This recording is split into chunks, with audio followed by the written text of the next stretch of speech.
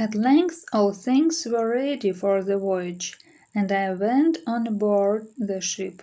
It was just 8 years to the day since I had left my father and mother and my pleasant home in good old York. I felt that I was doing a foolish thing, but I did not dare to say so.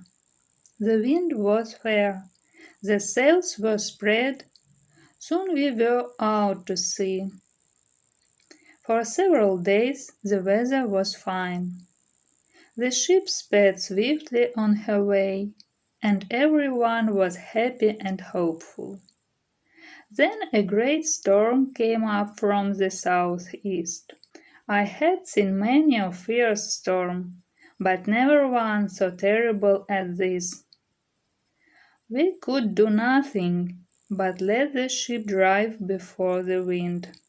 Day after day we were tossed by the waves, and day after day we expected the ship to go down. The storm grew fiercer and fiercer. The men gave themselves up as lost. But on the 12th day the wind went down. The waves were not so strong. We began to hope for our lives. Early the next morning a sailor cried out, "Land, land!" I ran out of the cabin to look, but at that very moment the ship struck upon a great bank of sand over which the fierce sea was rolling. She stopped short. She could not move. The great waves dashed over her deck. All of us would have been washed overboard if we had not hurried back to the cabin.